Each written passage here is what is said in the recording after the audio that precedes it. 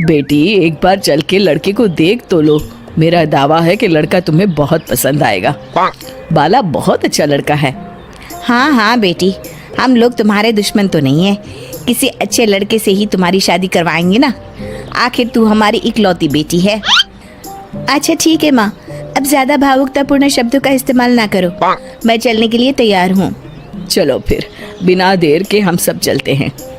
सभी बाला के घर पहुंचते हैं। अरे क्या बात है बहन जी, अभी तक आपका बेटा नहीं आया? जी बस आता ही होगा। तभी वहाँ बाला आता है। लो जी, आ गया मेरा बेटा। ये लोग तुझे देखने आए हैं और ये इनकी बेटी नम्रता है।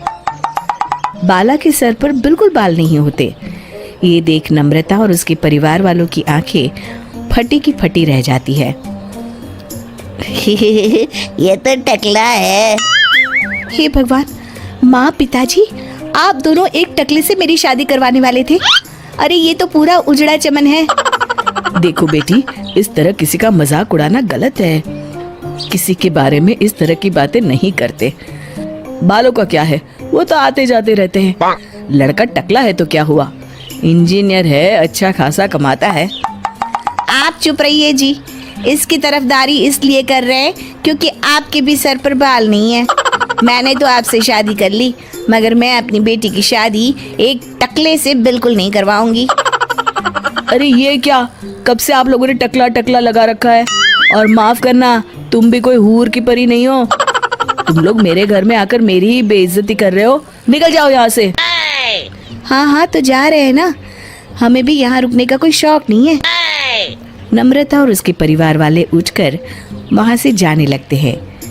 तभी नम्रता का छोटा भाई जाते जाते कहता है, टकला, तेरा बाप टकला। और इस तरह बाला का रिश्ता टूट जाता है। फिर एक दिन सड़क के किनारे एक आदमी घूम घूम कर कंधी बेच रहा होता है। कंधी ले लो, कंधी, एक से बढ़िया एक कंघी ले लो, नए जमाने की कंघी ले लो। अरे भाई ये ले लो। घूमते घूमते वो बाला के पास पहुंच जाता है। अरे भाई साहब, कंधी लोगे क्या? ये लो। तभी उसकी नजर बाला के सर के ऊपर पड़ती है। अरे माफ करना भाई साहब, आप इसे लेकर क्या करोगे? आपके सर पर तो बाल ही नहीं है। आपका तो स्टेडियम पूरा खाली है। चलता हूँ, कंधी ले लो, कंधी ले लो। कंधी वाले की बातें सुनकर बाला को बुरा लगता है। उस समय बाला को ऐसा महसूस होता है कि उसके लिए दुनिया में सबसे कीमती कोई चीज अगर है तो वो सिर्फ बाल है। बाला सड़क पर चलते हुए लोगों के बाल बड़े गौर से दिखता है। चलते चलते बाला एक मंदिर के पास पहुंच जाता है। हे भगवान, तुमने ये मेरे साथ क्या किया? थोड़े से बाल अगर मुझे दे देते तो तुम्हारा क्या चला जाता? सारी दुनिया मेरा मजाक उड़ाती है। अरे भाई, आज पहला इंसान देख रहा हूँ जो मंदिर आकर भगवान से अपने लिए बाल मांग रहा है। बेटा, भगवान ने तुम्हें सब कुछ तो दिया है, अच्छी सेहत है, अच्छी नौकरी है। लगता है तुम्हारी तबीयत ठीक नहीं है।